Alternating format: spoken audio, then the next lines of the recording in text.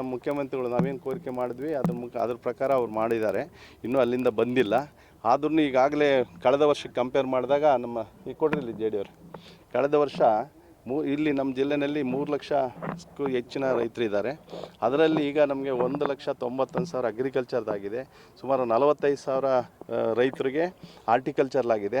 ಯಥೇಚ್ಛವಾಗಿ ಯಾಕೆಂದರೆ ನಾನು ಈಗಾಗಲೇ ಕಳೆದ 1 ತಿಂಗಳಿಂದ ನಮ್ಮ ಚಳ್ಳಕೆರೆಯಲ್ಲಿ ನಾನು ಶಾಸಕನಾಗಿ ಏನು ನಾನು ಮೀಟಿಂಗ್ ಮಾಡಿದೆ ಅವತ್ತಿನಿಂದ ಮತ್ತು DCC ಬ್ಯಾಂಕ್ ಅಧ್ಯಕ್ಷನಾಗಿ ನಿಮ್ಮ ಎಲ್ಲ ವಾಹಿನಿಗಳ ಮುಖಾಂತರ ಅಂದರೆ ವಾಹಿನಿಗಳಂದರೆ ಪ್ರಿಂಟೆಡ್ ಪತ್ರಿಕೆಗಳ ಮುಖಾಂತರ ನಾವು ಅಡ್ವರ್ಟೈಸ್ ಕೊಡ್ತೀವಿ. ಯಾಕೆಂದರೆ ರೈತರಿಗೆ ಅರಿವು ಮೂಡಿಸೋಂಥದ್ದು ಜಾಗೃತಿ ಮೂಡಿಸೋಂಥದ್ದು ಮಾಡಿದ್ವಿ.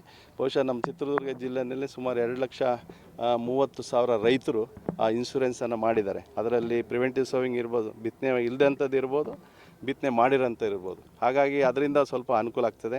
ಮತ್ತು ಬೇರೆ ಏನು ಸಹಾಯ ಮಾಡಲಿಕ್ಕೆ ಆಗ್ತದೆ ಕೇಂದ್ರ ಮತ್ತು ರಾಜ್ಯದಿಂದ ಅದನ್ನು ಮಾಡೋಂಥ ಕೆಲಸ ನಾವು ಖಂಡಿತವಾಗೂ ಈಗ ಫಸಲ್ ಬಿಮಾ ಯೋಜನೆದು ನಾರ್ಮ್ಸ್ ಇರ್ತದೆ. ಈಗ ನೋಡಿ, ಕೆಲವೊಂದು ನಾವೆಲ್ಲ ಇನ್ಶೂರೆನ್ಸ್ ಕಟ್ತೀವಿ.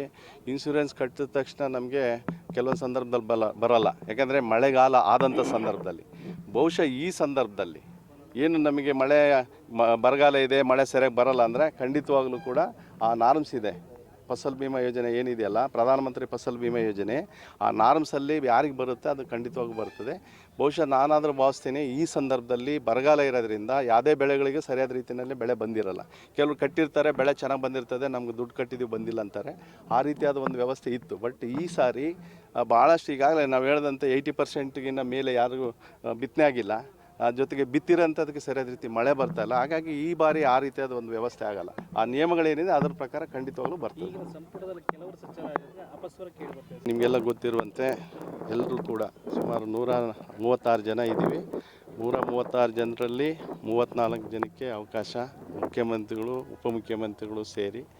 ಹಾಗಾಗಿ ಆ ಒಂದು ವ್ಯವಸ್ಥೆಯಲ್ಲಿ ಬಹುಶಃ ಈಗ ಏನು ಹೊಸ ಮುಖ್ಯಮಂತ್ರಿಗಳಾದ ನಂತರ ಇದು ಒಂದು ರಚನೆ ಆಗಿದೆ. ಖಂಡಿತವಾಗ್ಲೂ ಕೂಡ ನಾನೇ ಇದ್ರೂ ಕೂಡ ಯಾರು ಆಕಾಂಕ್ಷಿಗಳಿರ್ತಾರೆ, ಯಾರು ಎಲಿಜಿಬಲ್ ಇರ್ತಾರೆ, ಅವರಿಗೆ ಒಂದು ಅವಕಾಶ ತಪ್ಪದಂಥ ಸಂದರ್ಭದಲ್ಲಿ ಅಸಮಾಧಾನ ಖಂಡಿತವಾಗ್ಲೂ ಆಗ್ತದೆ. ಅದನ್ನು ಸರಿಪಡಿಸೋಂಥ ಕೆಲಸ ನಮ್ಮ ವರಿಷ್ಠರು, ರಾಷ್ಟ್ರ ನಾಯಕರು, ರಾಜ್ಯದ ನಾಯಕರು, ನಮ್ಮ ಮುಖ್ಯಮಂತ್ರಿಗಳು, ಮಾಜಿ ಉಪಮುಖ್ಯಮಂತ್ರಿಗಳು, ನಮ್ಮ ಮುಖ್ಯಮಂತ್ರಿಗಳು ಎಲ್ಲರೂ ಕೂಡ ಸರಿ ಮಾಡೋಂಥ ಕೆಲಸ ಖಂಡಿತವಾಗ್ಲೂ ಮಾಡ್ತಾರೆ. ಇಲ್ಲ, ಖಂಡಿತವಾಗ್ಲೂ ನಾನು ಯಾವುದೂ ನಿರೀಕ್ಷೆ ಇಟ್ಕೊಂಡಿಲ್ಲ. ಯಾವ ಖಾತೆ ಕೊಡ್ತಾರೆ ಅದನ್ನು ಜನರು ಏನು ನಿರೀಕ್ಷೆ ಮಾಡ್ತಾರೆ ಅದಕ್ಕೆ ಪೂರಕವಾಗಿ ನಾನು ಕೆಲಸ ಮಾಡ್ತೀನಿ.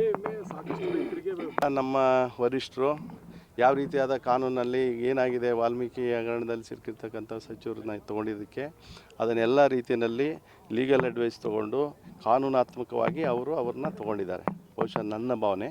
ಹಾಗಾಗಿ ಅದಕ್ಕೆ ಇನ್ನೂ ಡೀಟೇಲ್ಸ್ ನನಗೆ ಗೊತ್ತಿಲ್ಲ.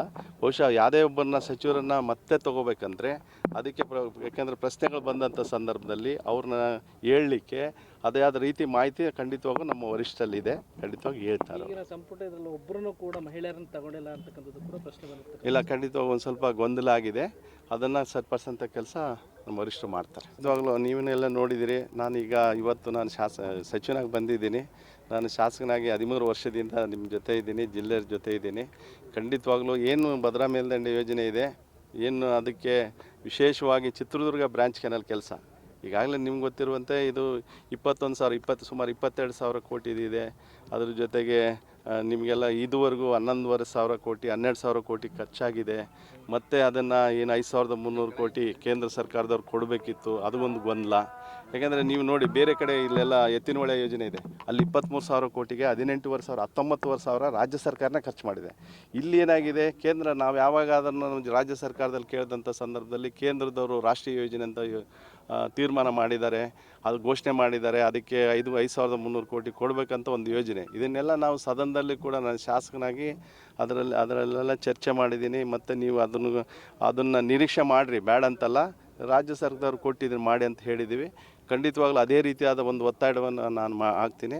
ಜೊತೆಗೆ Chitradurga branch canal trial run ಏನಂತ ಹೇಳಿದ್ವಿ, ನಮ್ಮ ಏನು ಹೊಸ ಮಂತ್ರಿಗಳು, ಹೊಸ ಸರ್ಕಾರದಲ್ಲಿರ್ತಕ್ಕಂಥ ಸನ್ಮಾನ್ಯ ರಾಮಲಿಂಗಾರೆಡ್ಡಿ ಅವರು ಏನು ಬಂದಿದ್ದರು, ಆಗಸ್ಟಲ್ಲಿ ನೀರು ಹರಿಸ್ತೀವಂತ ಅದರ ಎಲ್ಲ ಪ್ರಯತ್ನಗಳು ನಡೆದಿದೆ. ಬಹುಶಃ ಆಗಸ್ಟ್ ಎಂಡ್ ಆಗ್ಬೋದು. ಒಟ್ಟಾರೆಯಾಗಿ ಚಿತ್ರದುರ್ಗ ಜಿಲ್ಲೆ ಜನಗಳಿಗೆ 1 ತಿಂಗಳು 2 ತಿಂಗಳು ವ್ಯತ್ಯಾಸ ಆದ್ರೂ ಕೂಡ ಬಿಡೋಂಥ ಕೆಲಸ ಏನು ನಮ್ಮ ಗೋನೂರು ಕೆರೆಗೆ ತರೋಂಥದ್ದು ಮತ್ತು ಅಕ್ವಾಡೇಟನ್ನು ಮುಗಿಸೋಂಥದ್ದು, ಒಟ್ಟಾರೆಯಾಗಿ ನಮ್ಮ ಸರ್ಕಾರ ಏನು ಹೇಳಿದೆ ಬಹುಶಃ ಹನಿ ನೀರಾವರಿ ಯೋಜನೆ ಮತ್ತು ಬೇರೆ ಏನು ಯೋಜನೆಗಳು ಇರಬೇಕು ಅವನ್ನು ಹೊರತುಪಡಿಸಿ ಕೆರೆಗಳಿಗೆ ನೀರು ತುಂಬಿಸೋಂಥ ಕೆಲಸ ಖಂಡಿತವಾಗ್ಲೂ ಮುಂದಿನ ವರ್ಷದಲ್ಲಿ ಖಂಡಿತವಾಗ್ಲೂ ಎಲ್ಲ ಕೆರೆಗಳು ಏನಿದ್ದಾವೆ ನಮ್ಮ ಚಿತ್ರದುರ್ಗ ಜಿಲ್ಲೆಯಲ್ಲಿರ್ತಕ್ಕಂಥ 6 ತಾಲೂಕುಗಳು ಜೊತೆಗೆ ದಾವಣಗೆರೆ ಜಿಲ್ಲೆಯಲ್ಲಿರ್ತಕ್ಕಂಥ ಜಗಳೂರು ತಾಲೂಕು ಚಿತ್ರದುರ್ಗ ಜಿಲ್ಲೆಗೆ ಸಂಬಂಧಪಟ್ಟಂಥ ಎಲ್ಲ ಕೆರೆಗಳಿಗಂತ ನೀರು ತುಂಬಿಸೋಂಥ ಕೆಲಸ ಖಂಡಿತವಾಗ್ಲೂ ಆಗುತ್ತೆ.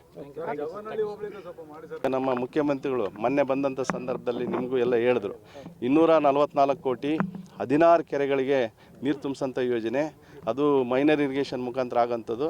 ಇನ್ನು ಕೆಲವೇ ದಿನಗಳಲ್ಲಿ